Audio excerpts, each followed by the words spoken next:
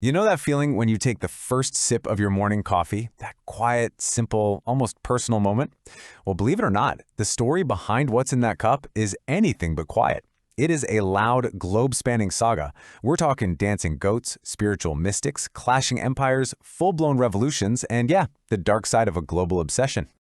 So let's really ask that question. What is the story in your cup? Because that warm mug you're holding is pretty much the final page of an epic that's been unfolding for more than 1,000 years, shaping cultures, economies, and even the course of history itself. All right, so where do we even begin? Well, our story doesn't start in some stuffy history book. Nope, it starts with a legend, a fantastic tale from the ancient highlands of Ethiopia that honestly sounds more like a fairy tale. So the legend goes, there was this 9th century goat herd named Kaldi, and one day, he sees his goats acting, well, weird. They were practically dancing, full of energy, after munching on these bright red berries from a bush he'd never noticed before. So, naturally, he gets curious, tries them himself, and feels this incredible jolt of alertness. He runs to a local monastery to show a monk his discovery. But the monk is not having it. He calls them sinful and throws the berries straight into a fire. And right then, that's when the magic happens. This amazing, intoxicating aroma starts to fill the room. The other monks rush in, they rake the roasted beans from the fire, grind them up, add hot water, and just like that, they brew the world's very first cup of coffee. It was the perfect drink to keep them awake through long nights of prayer. Now, is this story true? Almost certainly not. But it perfectly captures the spirit of how this amazing discovery must have felt. Okay, so for the real documented history, we have to jump forward a few centuries and cross the Red Sea into 15th century Yemen.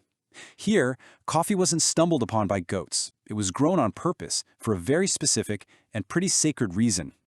See, the first people to really figure out coffee's potential were Sufi mystics. They made a brew they called kahwa, which is the original Arabic word that gives us coffee. And for them, this wasn't just some drink to wake you up. It was a spiritual tool. It helped them heighten their focus and stay awake through these all-night religious ceremonies. But here's where it gets really interesting. Coffee became controversial almost immediately. On the one hand, you had the Sufi circles praising it as this divine gift. On the other, you had more conservative leaders who saw it as a dangerous, mind-altering drug. It actually got banned in Mecca in 1511 because people would gather, drink it, get energized and chatty, and some imams thought that was a threat to public order. This was literally the world's first war on coffee.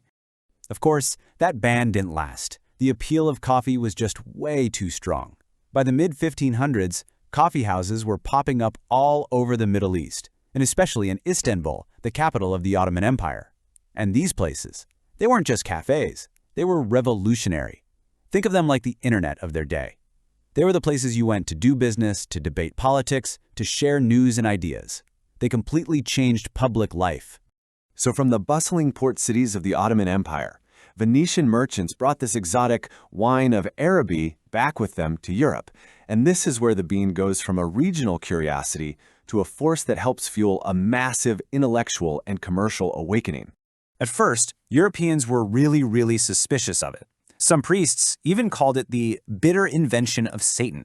The story goes that they begged Pope Clement VIII to ban it outright. But before he did, he wanted to try it for himself.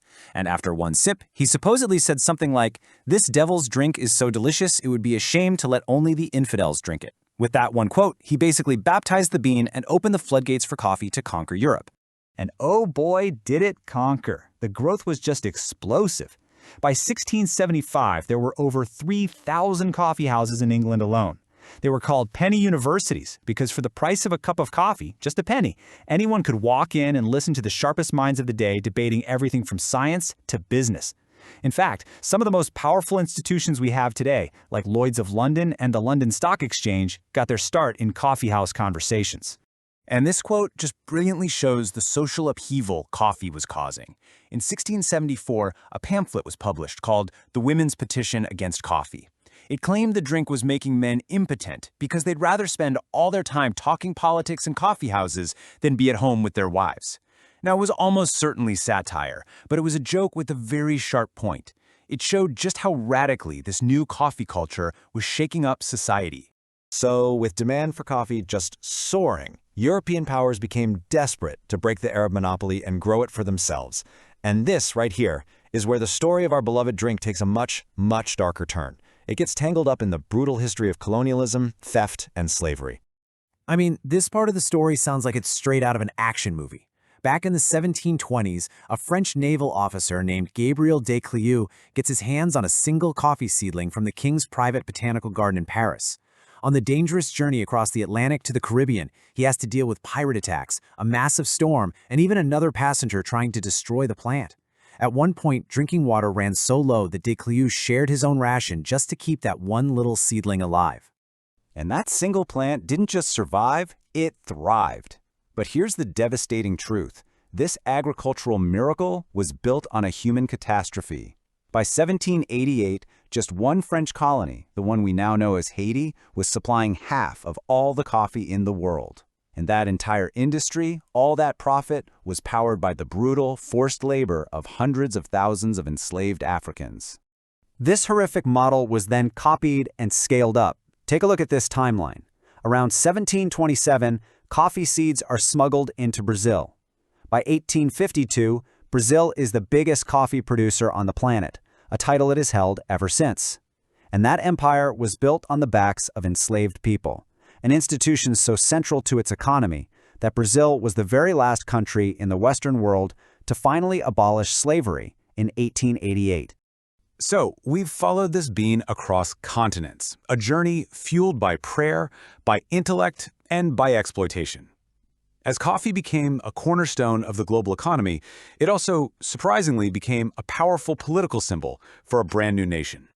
That's right, coffee became an emblem of revolution. In America, after the Boston Tea Party in 1773, drinking tea was seen as being loyal to the British crown. So for American patriots, switching to coffee wasn't just a matter of taste. It was a political statement. It was a declaration of independence in a cup.